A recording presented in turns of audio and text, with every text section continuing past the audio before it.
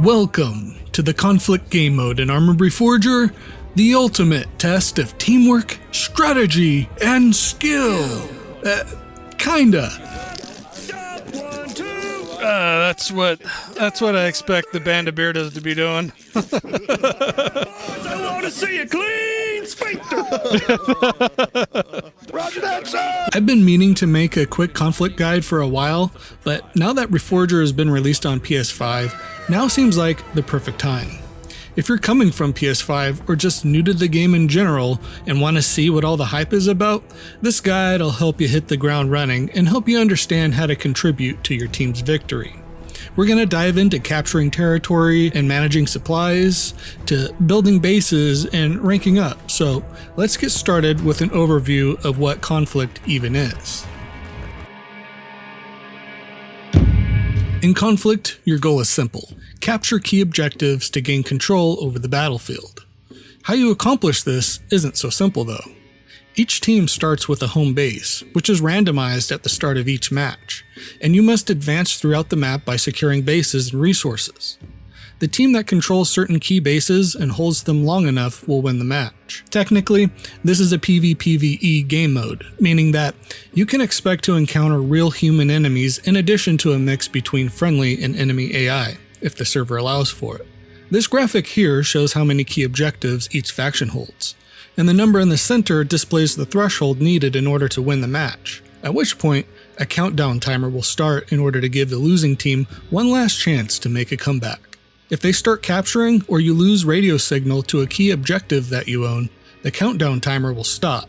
So don't get complacent, because I've been in many matches where we or the enemy team not only stopped the timer within a few seconds, but also turned the entire game around and won the match.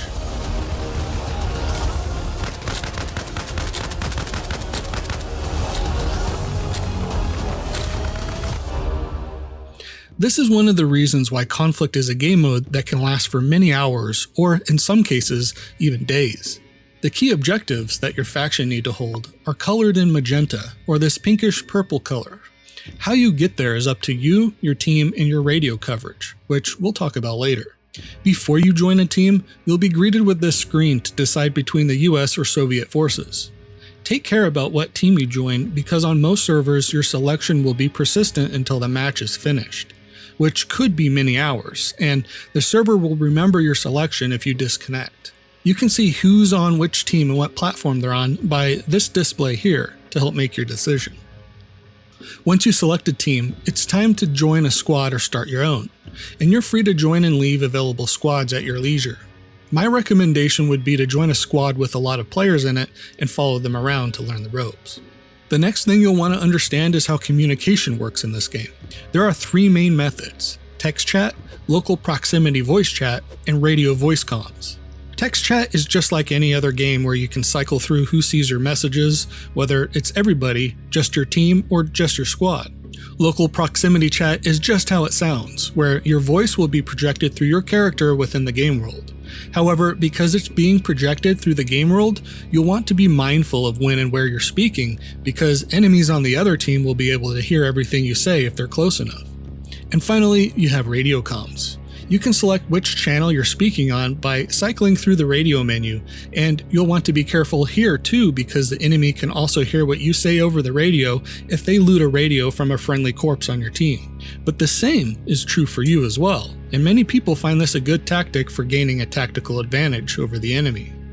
Next, we need to talk about supplies, because they're essentially the game's economy in Arma Reforger, and the lifeblood of your team's success.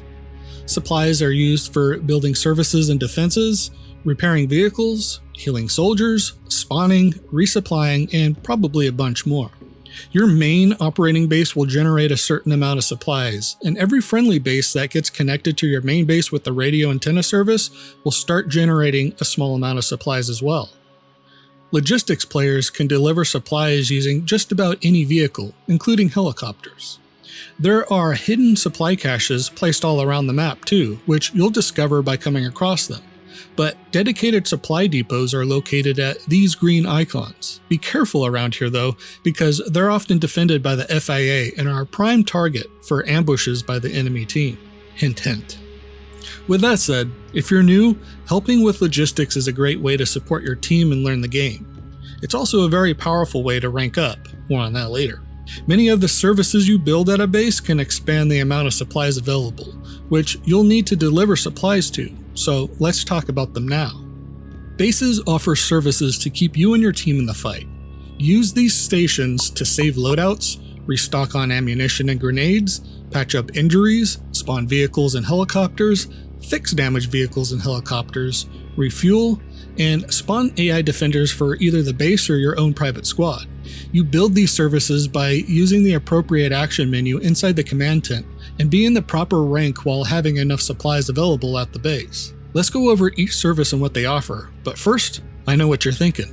You see the arsenal just sitting right there looking all lonely and you want to get dripped out in all that top shelf swag with the most expensive kit, but I'm here to tell you that under no circumstances should you ever build an arsenal as one of the first services. Don't do it. Remember those supplies we just talked about? Well, if this is the beginning of a match, consider them gone the moment an arsenal is built, leaving you without bases to capture and stranded without vehicles to get you there. It happens every time. And if you build one at a forward base, players with their machine gun or sniper medic loadouts costing 250 supplies will make it almost impossible to spawn there. For a smoother experience, here's the order in which you should build your services. First, the antenna service is one of the most important. Not only does it serve as a spawn point with some concealment, but it also extends the base's radio coverage, allowing you to spawn at that location and expand your assault. Second, the light vehicle depot should be built next. It expands your supply storage by a small amount and allows you to repair vehicles, as well as spawn small vehicles for getting back to your objectives when you get wrecked by enemies. Third, if someone is available with the proper rank, a living quarters should be built. It serves as another spawn location while at the same time reducing the supply cost of your loadout by half. Additionally, you'll be able to recruit AI defenders or AI squad mates if you're the squad leader and have the proper rank. Fourth, if you can't build the living quarters, you should build the heavy vehicle depot next, as it has a very large supply storage and allows you to spawn larger vehicles like transport trucks, the BTR and soon LAV-25, armored Humvees, MHQs, construction trucks, arsenal trucks, etc. Fifth, after all that's been built, you can finally consider building an arsenal, which will give you access to all of your faction's weapons and ammo, as well as serve as a medium-sized supply storage. It also allows you to save your new loadout once you got it configured. Personally, I think the arsenal and living quarters should switch their rank requirements, but that's just me.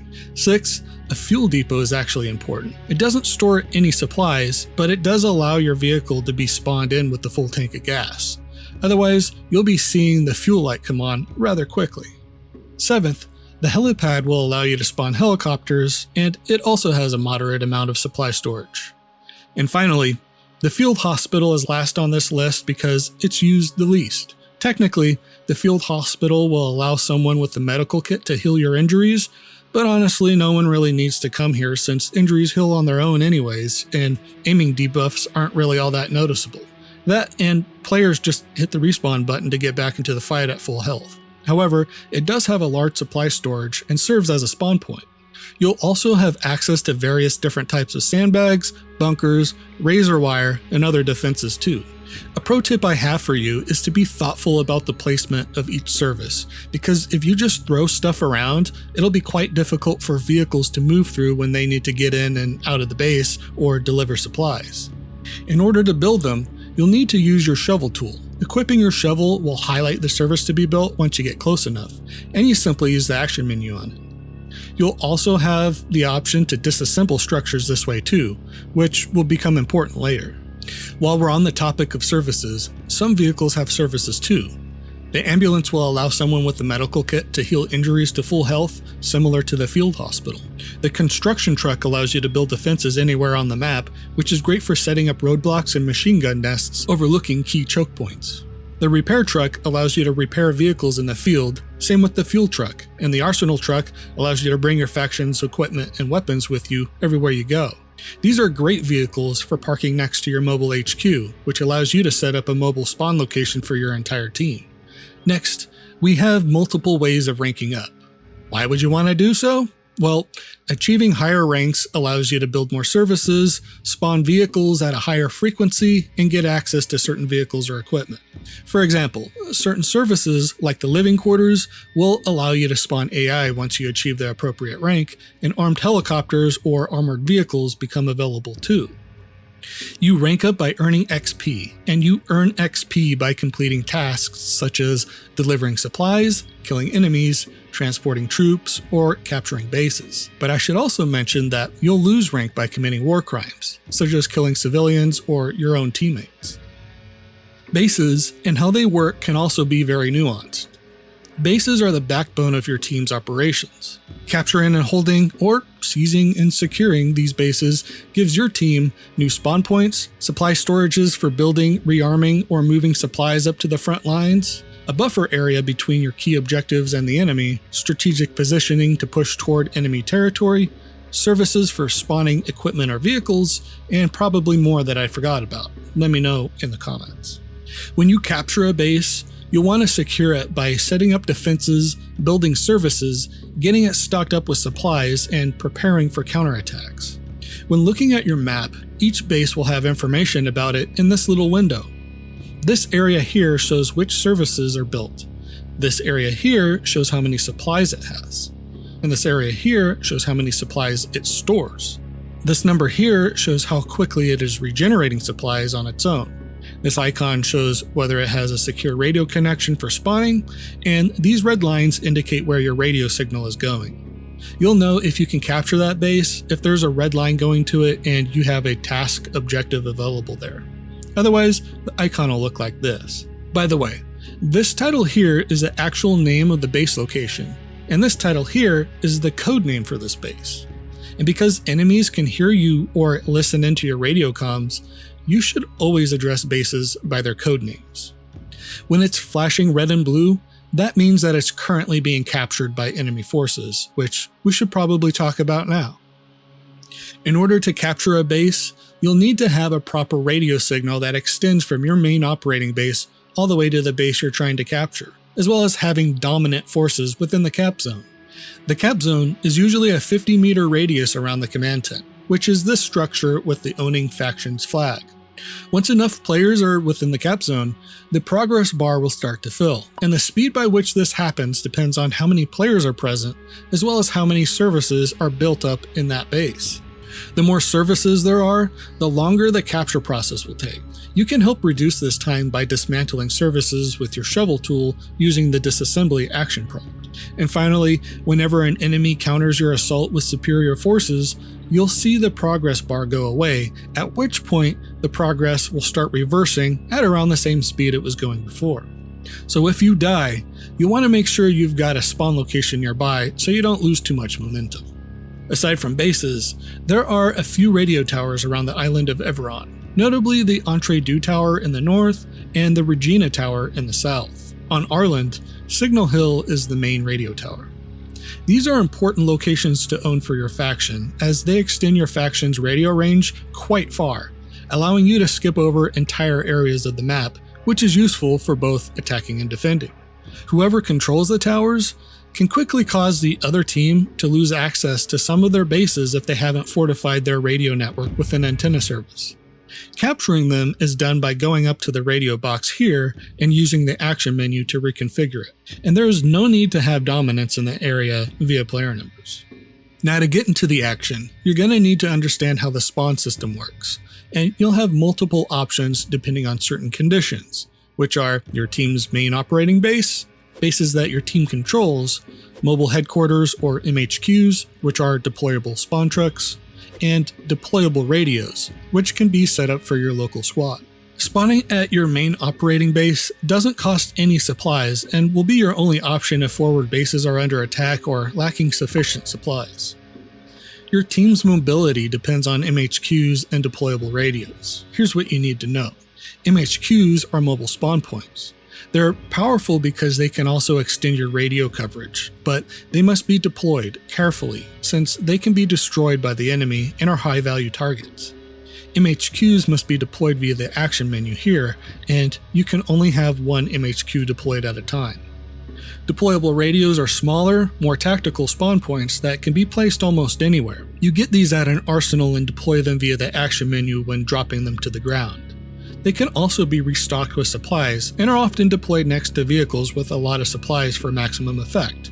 On most servers, you can only have one of these at a time as well. However, it's important to note that you won't be able to spawn with your custom loadout at either a deployed radio or an MHQ, as doing so requires an arsenal. So if you had been killed, you'll need to go back to your corpse to get your special gear. Nor will you be able to spawn there if an enemy is close by, so be mindful about where you place them. Spawning smart is crucial in this game, so if you don't see a spawn point near the front lines, help your team by deploying an MHQ or set one up for your squad with a radio.